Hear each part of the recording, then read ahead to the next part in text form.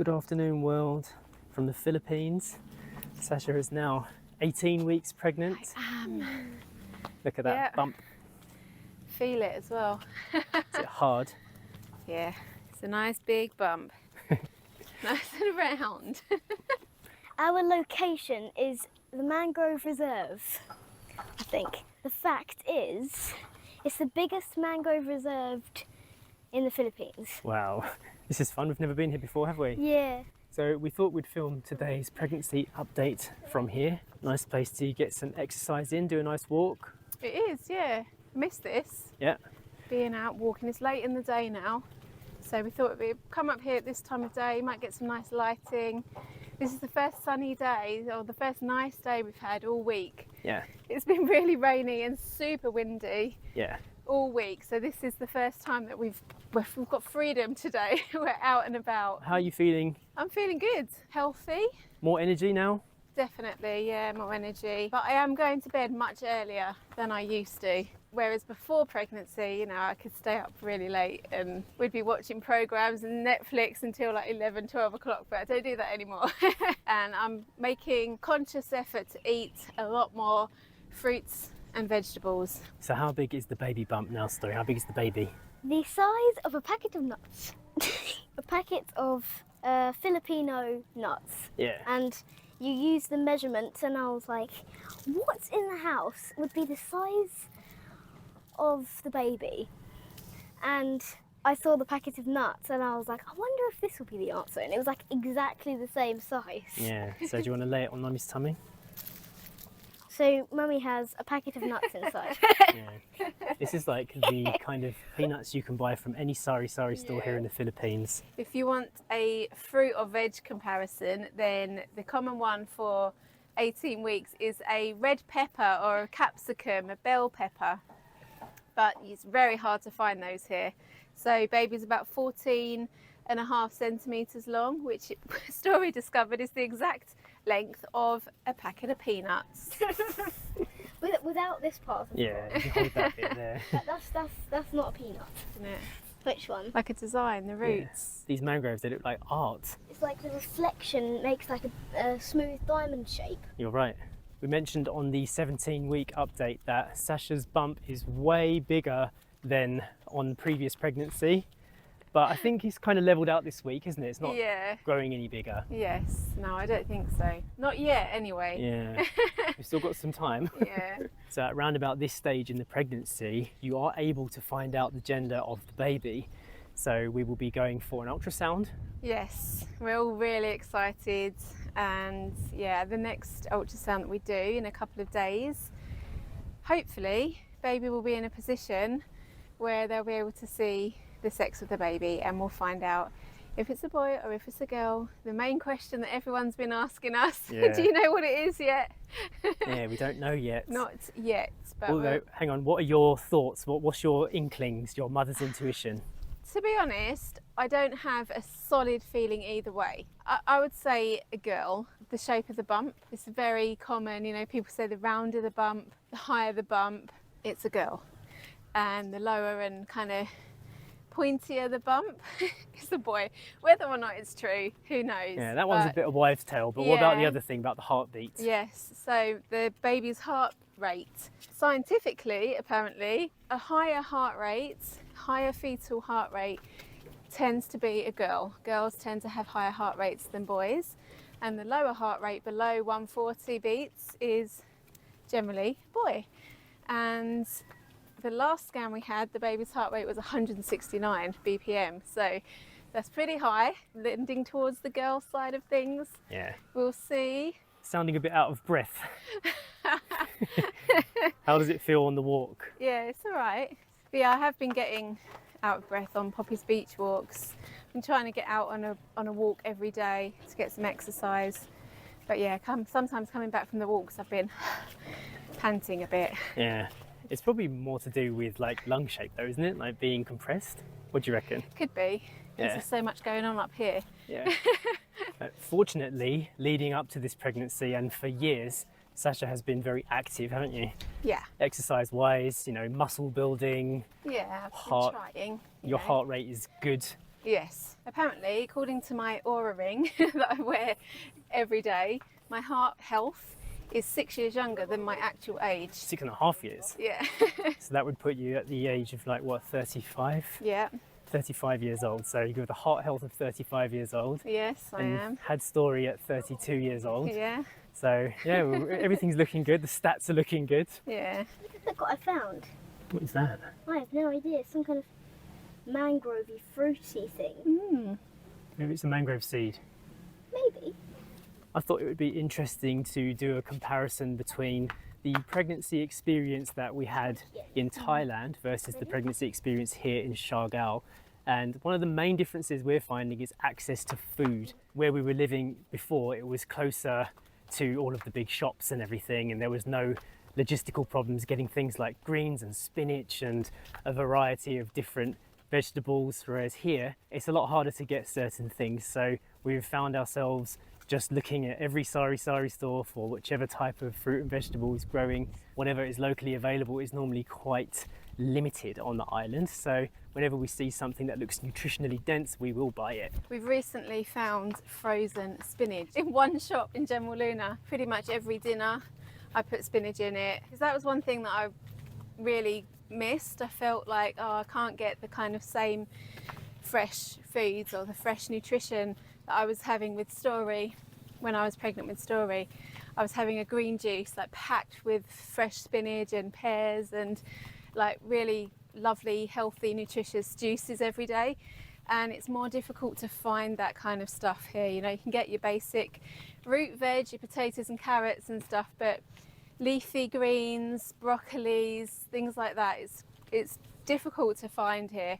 One of the cues on a Q&A, is this going to be a completely vegan pregnancy? And yeah, definitely. Yeah. Of course it will. I think maybe 8 or 9, 10 years ago, people would worry that there wasn't enough information to support a completely vegan pregnancy, you know, if you wanted to do studies or whatnot.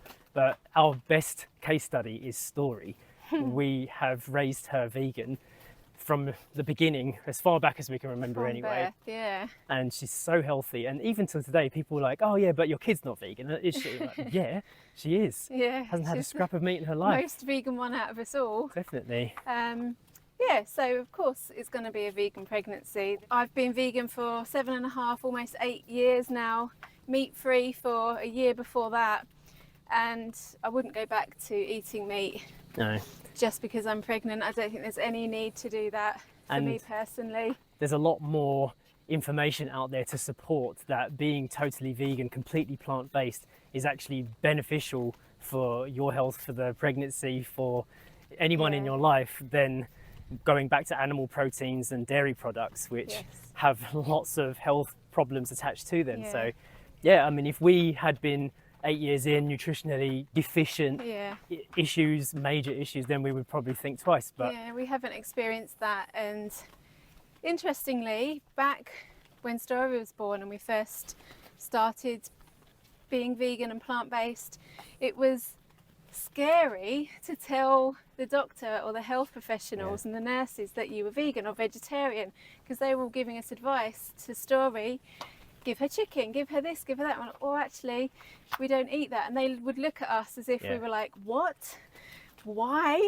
It was like resistance. You Yeah. had to push through resistance with the medical industry and the professionals. They would all have something negative to say about it. But I feel like that's changed in the last 5, 6, 7 And years. my doctor here, she's a like full-on advocate for veganism, and you know, everything that I've shown her, she said it's great and I'm healthy and there's no issues whatsoever. So there's absolutely no reason for me to stop being on a plant-based diet just because I'm pregnant.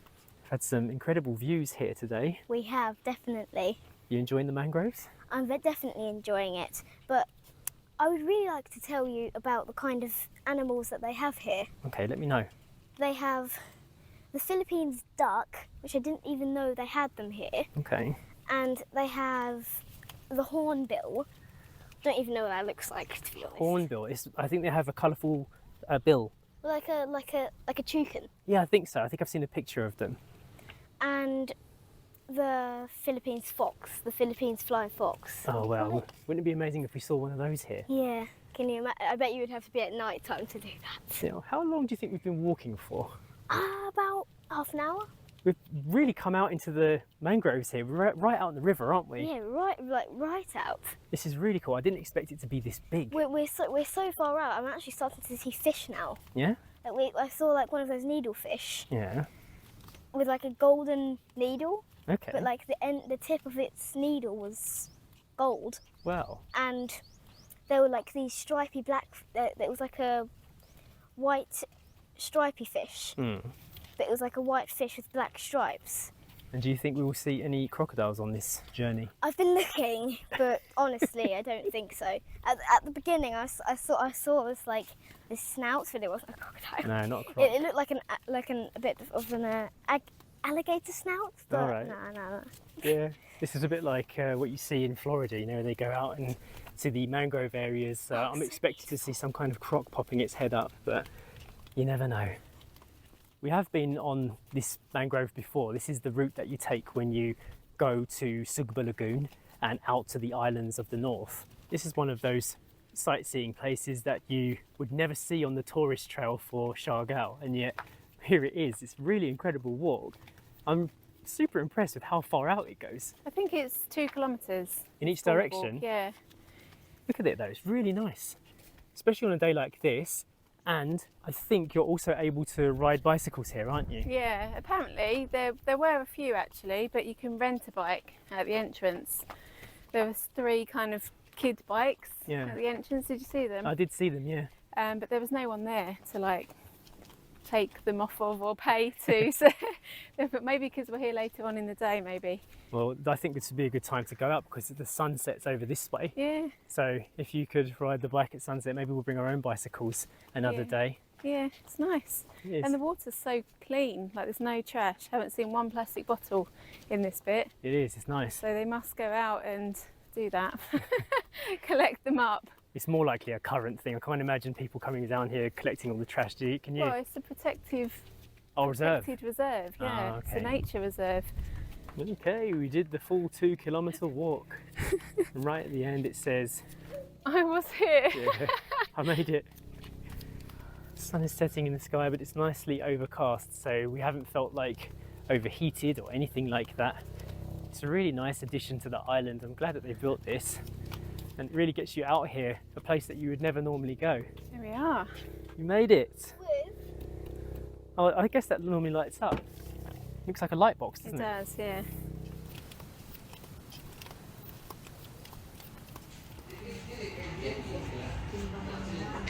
Good morning, world. We're at the care facility. Sasha is going to get an ultrasound right now. And if we're lucky, in this little clinic here today on Siargao Island, we'll find out the sex of our baby, whether it's a boy or a girl. At 18 weeks, everything is developed. So they should be able to see on the ultrasound if it's a boy or a girl. Yeah, just like I've got a little bit of an envelope. If you can find So we just informed the staff that we don't want to know if it's a boy or a girl yet. Are you excited to find out? We'll know on Monday though. Yeah, so what we're doing is we're telling them to, if they find out during the ultrasound, write it down on a piece of paper but don't tell us. And then we will, yeah, we'll put it in an envelope and we'll take it to, Amon Cafe, yeah, and then they'll open the envelope, and if it says boy or girl, they'll make a cake, and we'll cut the cake, and if the inside, and they'll make the inside blue or pink, whether it's a girl or a boy, and when we cut it, we'll know if it's a girl or a boy. yeah. So this But the cake will be done on Monday. will be a nice way for us to surprise ourselves rather than just be told in the clinic. So let's go find out. I have the results in my pocket. The doctor was able to see the gender of the baby, but we don't know. It's hidden away, and we'll be placing that in the hands of the cake maker later today. We are now in Coastal Ground Cafe picking up some coffee. This is one of the only places in Siargao where you can actually get a decaf. And we're picking up a quick snack before we go and get the cake sorted. It's in the Pops District area, which is right near to Cloud9. And I am in possession of a golden document, Sasha. How do you feel about that? Inside here is the answer we're waiting for. and the picture. He took the scan picture. Oh, did he? of the one that shows the gender. There's a scan picture in here, and then he wrote it down as well, and then he sealed it. He sealed it. It was just in case your husband has a quick peek. Exactly. I'm gonna do it. Yeah. Very secretive. Story, what do you think? The answer is in here. I think it's going to be a girl. It's even a pink envelope, isn't it? Pink envelope, because this is all I had. Yeah, that's I not a didn't clue. have a white envelope. I didn't have a gender neutral envelope, so it had to be this. I have made an envelope for you. You could have made one, yeah. Yeah, it's true. So during the ultrasound, we discovered baby is currently in a breech position, meaning its head is pointing up and its feet are pointing down. And I'm just reading these 6 scientific signs about whether you're going to have a boy or a girl. And one of them is if your baby is in the breech position, it's possible, it's more likely to be a girl. Whether or not that's true or not. And also, very interestingly, if you're giving birth near to the equator, it's more likely to be a girl, because more girls are born in warmer climates apparently. And Story and this baby were both conceived in tropical weather, so that could be a factor. We'll find out very soon. But yeah, interesting. Okay, we're finished up with our food now and we're heading over to Amon Cafe, which is where you can get your specialty cakes made. They've got really, really good cake making skills there. On the opposite side of General Luna, this is where you'll find it, right there. We're all very excited. It's funny to think that we could find out right now. If we just looked in our pocket, we could find out right now, but we've decided to extend the torture a bit longer. It's alright. We'll find out how long it's going to take them to make it. Cafe's actually closed at the moment. Hey. Come on, it's wild. You can get secret for us. My sister's panicking. She's like, does that mean that we're gonna be the first? Yeah, you'll know before we know. Oh my god, my stomach's turning. It's in there. Never know. Story,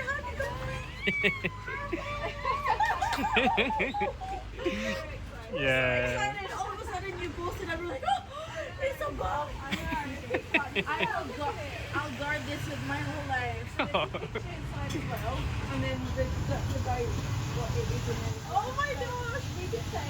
Yes, I'll take it and then I'll tell you. Yeah. No, I'm broken. Oh, it's a boy or it's a girl. Okay. So Bobby now has the only piece of paper with the information on it. We've got no way of finding out, and they will know before we know. They can have a look inside that little piece of paper right now and they will know what the gender of the baby is, but we won't know until we cut into that cake and we see what colour is inside. So it's super exciting and a lovely surprise for us. We're home! Yay! We're just sitting in our little garden area, enjoying life. Enjoying life, yeah, well put. We are. That is it, Story. Someone out there now knows. Boy or girl? It's a boy or a girl. What do you think? I think I'm leaning more towards girl than boy. Me too, What me too. Girl. What do you think life would be like with a boy though in the family? What would you think it would be like to have a brother? Annoying. Annoying? Why? Boys can be more irritating than girls. Well, they can be. What do you think it would be like? I think it would be very interesting. It would certainly be a surprise because I think we're all kind of feeling girl. So if we open the cake and it's a blue cake, we are going to have a very big surprise. Oh, very. But I think it would be very interesting and different and a whole new adventure. I think we're kind of like feeling girl because it's what we know with Story. So it's like our kind of comfort zone. So to find out that we're having a baby boy would be very, very cool, very interesting. How would you feel though if we didn't find out a Story? Like if we just waited until the baby was born? Because lots of people choose to do that as well. They choose to not find out and then they just wait until the birthday. I would get really impatient. Yeah, impatient, yeah. Oh. I would too, and I think I want to know, like we found out with Story, Although really we didn't have a choice with Story because we went for an ultrasound at 16 weeks with Story, and the doctor just told us, like, he could see, and he just went, oh, you're having a girl, I can see your baby girl, and he just said it straight out in Thailand. So we were like, oh wow, okay. But I think I want to know, because I feel like you can be a bit more prepared and you can get your mind in the right place. You can buy, you know, clothes, you can set up the nursery or the area for the baby, and you just have that bit of extra connection before the baby's born. If you know if it's a boy or a girl, you can think about the names, you know, because we're thinking boy and girl names right now, and it's a struggle, to be honest. There's one girl name that's kind of sticking that we all like, but I don't know if it will be the name at the end of the pregnancy. We will see. But boy names are definitely harder to think of. So, you know, if you know that you're having a girl, you know you're having a boy, then you can take away 50% of the name choices, can't you? Yeah. And just concentrate on what you need to. Girl or boy name. Yeah. Now, does anyone want to see Bump? Do you? Stand up, miss. Bumpy! Oh, hello! The last time we see you without knowing what's inside. You're so beautiful. Thanks, Story. Oh, now Bump is flattened out. Never mind. I shall pass you over to Mummy once again. So I hope you've enjoyed this video, the last kind of video before we find out the gender of the baby. I'm too excited. We're all very excited. Yeah, hopefully by next week we will have the cake, we'll go and pick it up, and I think we've said before we're not going to do like a reveal party or anything. It's just going to be me, Jay and Story, and yeah, nice little small intimate discovery.